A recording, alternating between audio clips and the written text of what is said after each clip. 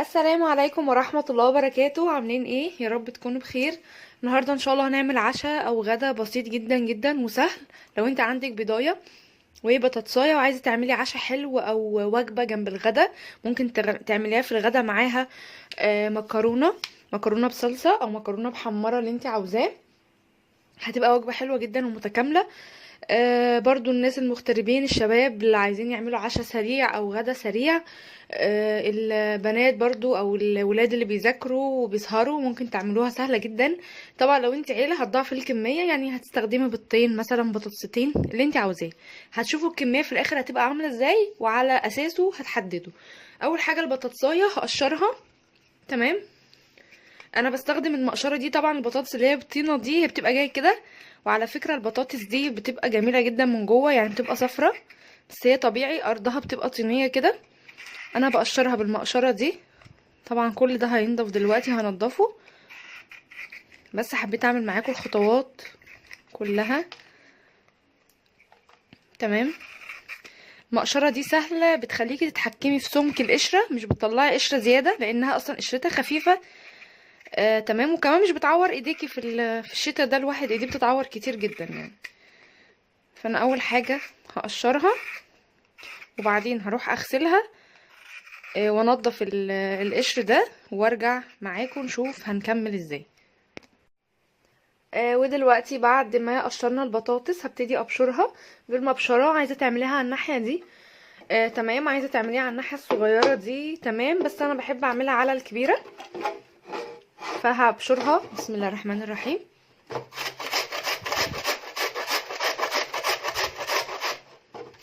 هتتعمل بسهولة جدا. لو انت عايزة تستخدمي الكبة بيبقى فيها طبعا السكاكين دي، اعمليها، بس انا قلت دي اسهل، هي بطاطسية واحدة يعني، فمش مستاهلة اي كهرباء ولا اي حاجة.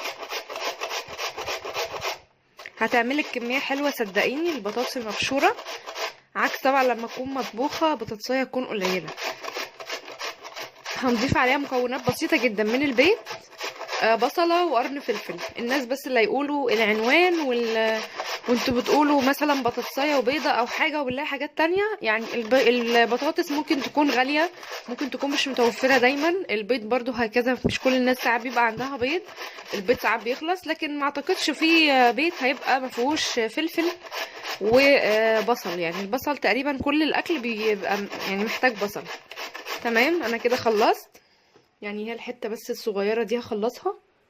على فكرة الوصفة دي غالية عندي قوي، لان اول ما عملت القناة نزلتها لكم. بصوا شايفين البطاطسية عملت لي كمية قد ايه؟ بسم الله ما شاء الله، كبيرة جدا.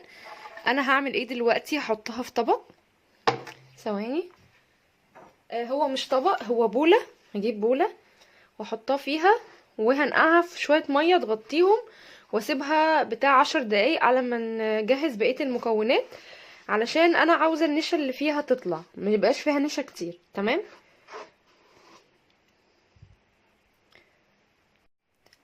ادي شكل البطاطس بعد ما حطيت عليها الميه. شايفين الميه البيضه دي بقى النشا بتبتدي تنزل فيها، فهنقعها 10 دقايق على ما اخلص بقيه المكونات. دلوقتي هبتدي اجهز المكونات التانية اللي هي البيضه. بسم الله. احط البيضايه. طبعا هنحط عليها توابل. دلوقتي هحط ملح، معلقه صغيره يعني مش كتير. طبعا ده يعني على الكميه كلها. هحط فلفل اسود. طبعا هحطي بابريكا، زعتر، اللي انت عاوزاه، اي توابل بتحبيها حطيها. هحط ملح وفلفل. عندي هنا خلطة توابل اللي هي سبرينكل دي بتاعت بجيبها من كارفور او من اي هايبر ماركت. دي توابل لكل الاكلات، فيها نكهة حلوة قوي. هحط شوية رشة كده كفاية، هي عليها كذا توابل يعني عليها حاجات كتير. تمام. وهحط دلوقتي معلقتين دقيق، اللي هو دقيق كل الاغراض. بسم الله الرحمن الرحيم. الوصفه يا جماعه مش للدايت، انت ممكن تعمليها لاولادك او في الفري جنب الاكل في العشاء، اي حاجه. تعمليها لزوجك لو بيجي من الشغل متاخر وعاوز يتعشى حاجه خفيفه، يعني ما يكونش اكل كتير. لاولادك هما بيذاكروا، هي اكله حلوه جدا هتعجبهم. هي ما تنفعش في الدايت، الا ممكن المكونات دي كلها تعمليها بعد كده في صينيه في الفرن وما تقليهاش، لان احنا هنحمرها. تمام. دلوقتي بالشوكة وهبتدي اخلط المكونات دي كلها مع بعضها. البيضة بس كانت في التلاجة فماسكة شوية.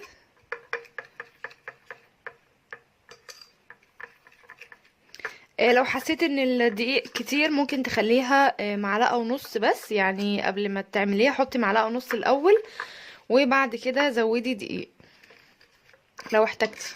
تمام، انا هحط ممكن نقطة مية صغيرة عشان بس ادوب الدقيق ده كله، لان انا المفروض اصلا هي المكونات كده كده هتبقى سايله شويه، لان البطاطس والبصل فيهم ميه. انا هضيف بصلايه صغيره، هحط بس نقطه ميه صغيره اعمل بيها الخليط ده.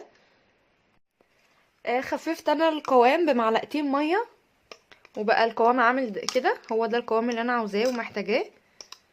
ممكن لو عندك لبن ممكن تستخدمي اللبن. هي على فكره زي العجه كده يا جماعه، او شبه خلطه القرنبيط، بس دي مكونات مختلفه. هي يعني في الحاجات دي زيها. تمام.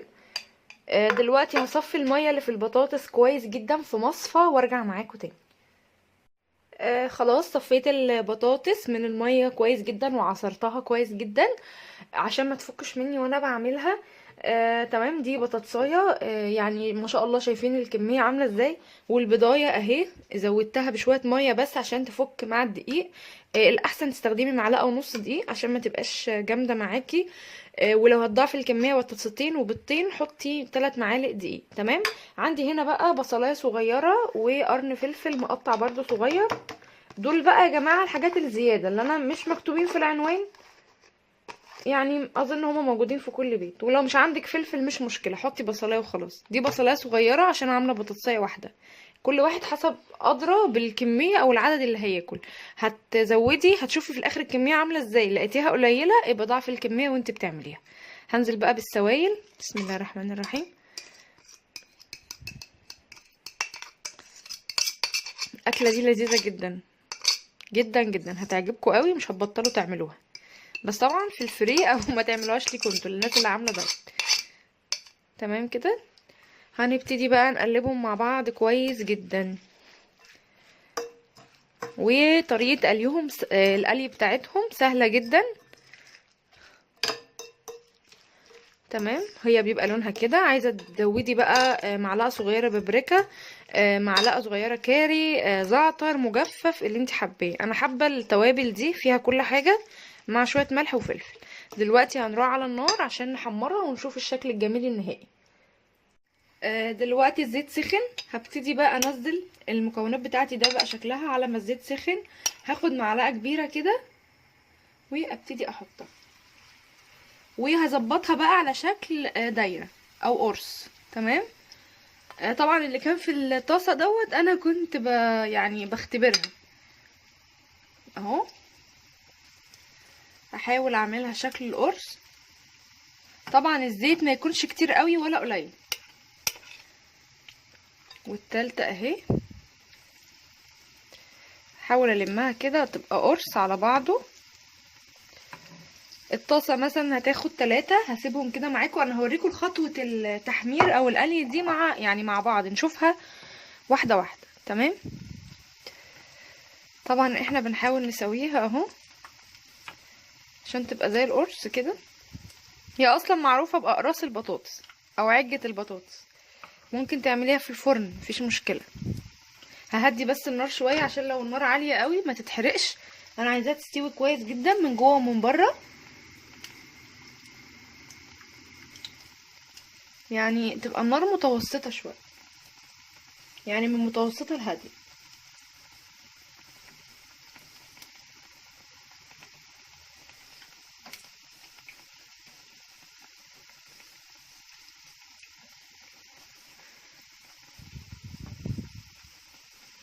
زي ما احنا شايفين كده يعتبر مفيش حاجة نزلت من الراس دي.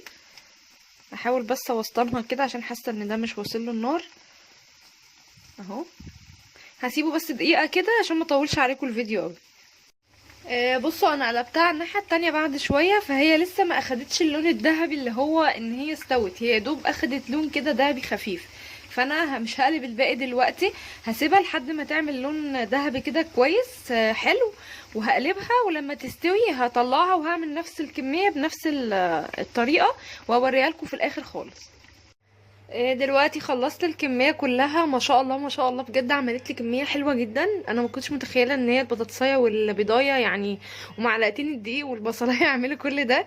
بجد تحفه. انا اول 3 عملتهم معاكم اللي هما دول اللي انا كنت بقليهم معاكم، وبعد كده دول طلعوا اصغر شويه، كان فايت شويه معايا، فطلعوا برضو مش صغيرين قوي يعني. عملوا دول، دي حاساها بيض اكتر لانها كان السوائل الفايضه في الطبق او البوله بتاعتي كانت نزلتها في الاخر، ومعاها برضو شويه بطاطس وكده. فبجد الشكل رهيب يا جماعه. انا عايزه اوريكم بس واحده. تمام، بصوا. عمر عايز شوكولاته، معلش يعني اعتذر لكم عن الصوت.